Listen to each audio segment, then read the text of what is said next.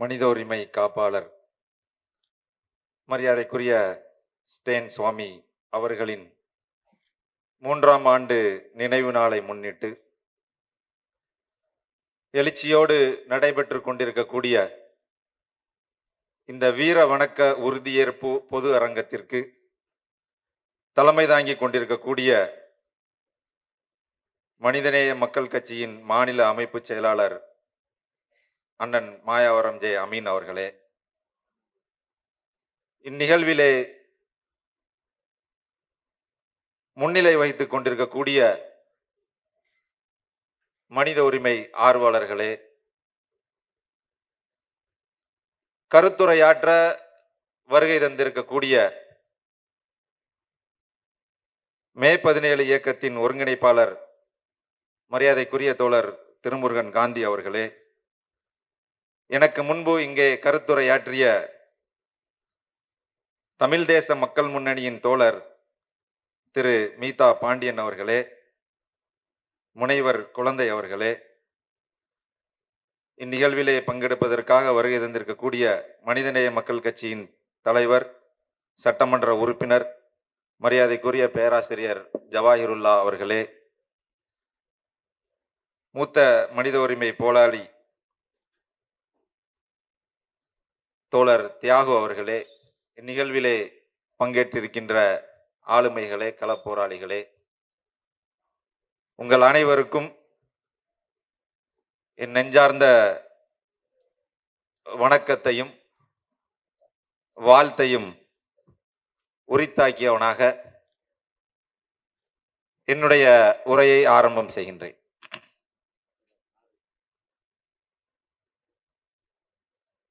மனித உரிமை காப்பாளர் ஸ்டேன் சுவாமி அவர்களுக்கு இந்த 3ஆம் ஆண்டு வீர வணக்க உறுதியேற்பு நிகழ்வோடு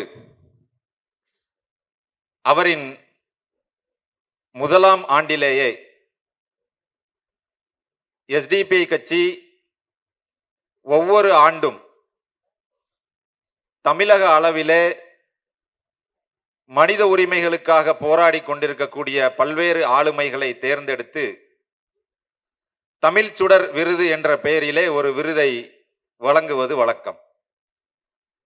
அந்த அடிப்படையிலே கடந்த 2 ஆண்டுகளுக்கு முன்பு, இதற்கு முந்தைய ஆண்டு ஸ்டேன் சுவாமி அவர்களுக்கு எஸ்டிபி கட்சி தமிழ் சுடர் விருது வழங்கி கௌரவித்தது என்பதை இந்த நல்ல நேரத்திலே தெரியப்படுத்திக் கொள்ள கடமைப்பட்டிருக்கிறேன்.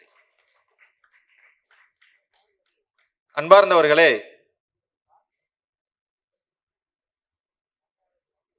ஸ்டேன் சுவாமி அவர்கள் எழுப்பிய ஒரு இயல்பான கேள்வி, எல்லா வளங்களையும் பெற்றிருக்கக்கூடிய ஒரு மாநிலத்தின் மக்கள் எப்படி ஏழைகளாக இருக்க முடியும்? எல்லா வளங்களையும் பெற்றிருக்கக்கூடிய ஜார்க்கண்ட் மாநிலம், அந்த மாநிலத்தினுடைய மக்கள் மற்றும் எப்படி ஏழையாக இருக்க முடியும்? ஒரு மாநிலத்தினுடைய, ஒரு தேசத்தினுடைய சொத்து வளம் இவற்றின் அடிப்படையிலே தான் அந்த நாட்டினுடைய குடிமக்களினுடைய வாழ்வாதாரமும் குடிமக்களினுடைய வாழ்வும் தீர்மானிக்கப்படும் அல்லது வாழ்க்கை தரம் அமையும் என்ற நிலையிலே ஜார்க்கண்ட் மக்களினுடைய வாழ்க்கை தரம் மட்டும் ஏன் இவ்வளவு கீழான நிலைக்கு சென்றிருக்கின்றது? எல்லா வளங்களையும் பெற்றிருக்கக்கூடிய ஒரு மாநிலத்தின் மக்களின் வாழ்க்கை தரம் ஏன் செழிப்பாக அமையவில்லை என்ற இயல்பான கேள்வியை எழுப்பினார். அந்த இயல்பான கேள்வியின் தாக்கம்தான் அவருடைய உயிரை பறித்தது என்பதை நாம் நினைவில் கொள்ள வேண்டும். அந்த மக்களினுடைய உரிமைக்காக போராடினார்.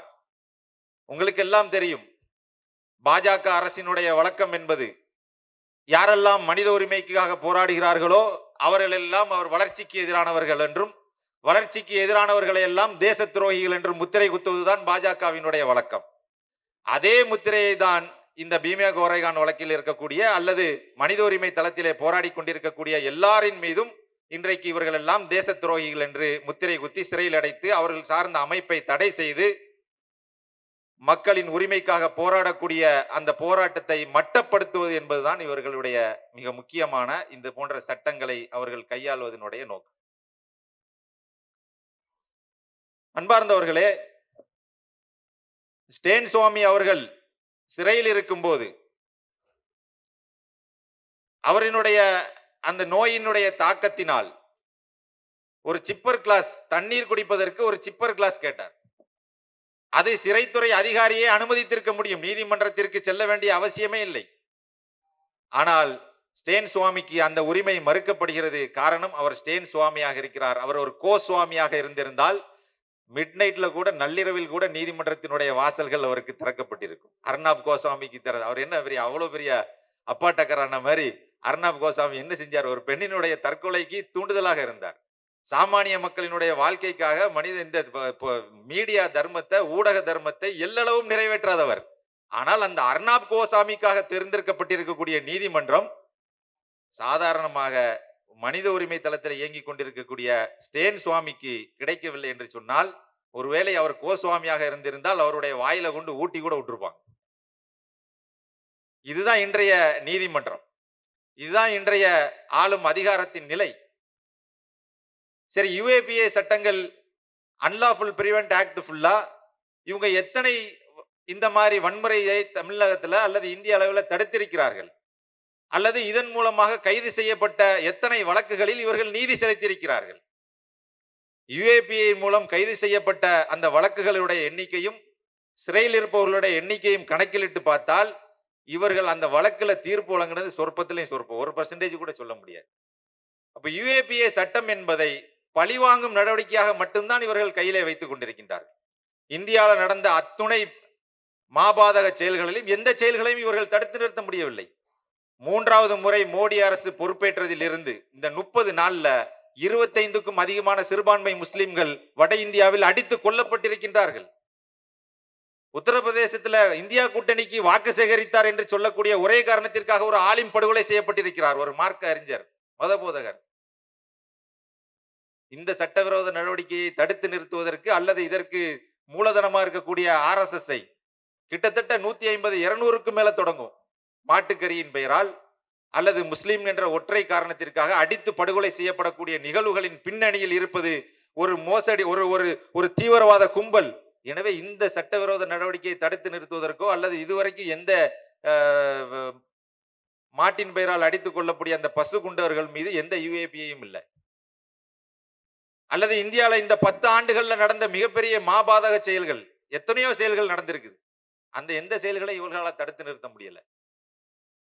அப்போ இந்த சட்டங்களின் மூலம் அவர்கள் அடக்க நினைப்பது சிறுபான்மை சமூகத்தையும் அல்லது மனித உரிமை தளத்தில் போராடி கொண்டிருக்கக்கூடிய அந்த போராளிகளையும் தான்.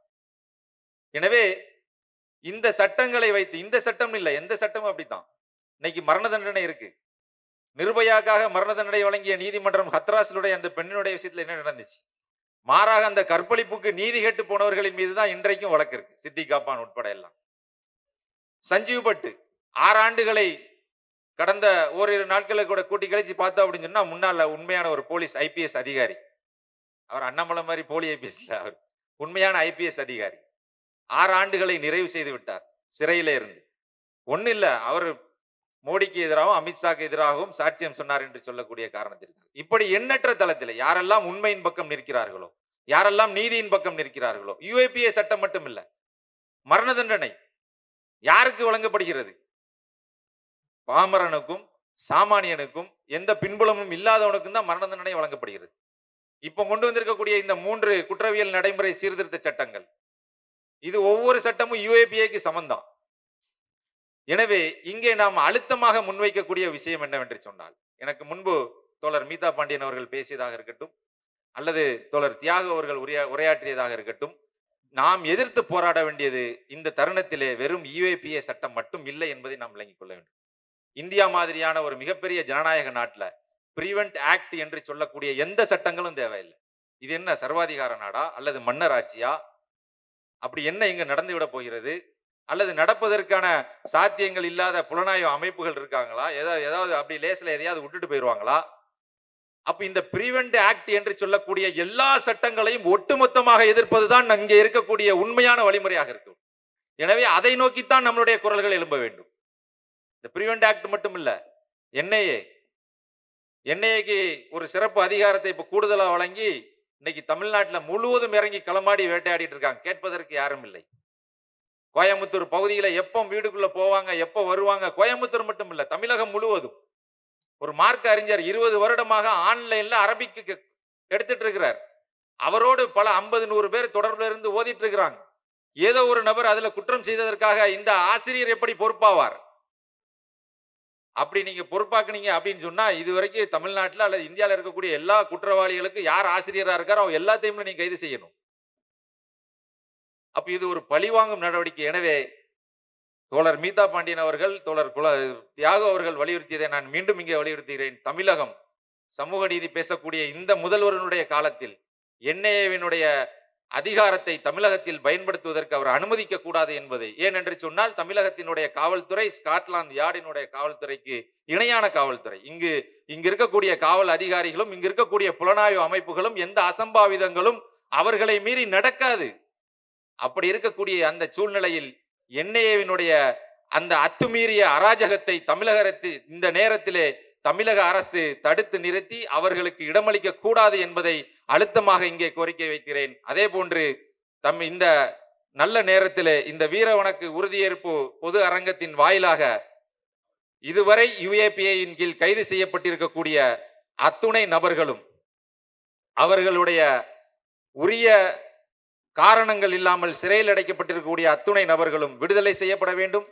தடை செய்யப்பட்டிருக்கக்கூடிய அத்துணை அமைப்புகளினுடைய தடையையும் நீக்கப்பட வேண்டும் என்ற வலுவான கோரிக்கையோடு இந்த வீர வணக்க உறுதியேற்பு பொது அரங்கத்தினுடைய கோரிக்கைகள் வெல்லட்டும். நிச்சயம் எஸ்டிபி கட்சி அந்த கோரிக்கைக்கு துணை நிற்கும். தொடக்க காலம் முதலே யுஏபிஏ சட்டத்தை கடுமையாக எதிர்த்திருக்கிறது. இனி எல்லா காலத்திலும் இது போன்ற அடக்குமுறை சட்டங்களுக்கு எதிராக எஸ்டிபிஐ துணை நிற்கும் என்று கூறிக்கொண்டு வாய்ப்பளித்தமைக்கு நன்றி கூறி விடைபெறுகிறேன். நன்றி.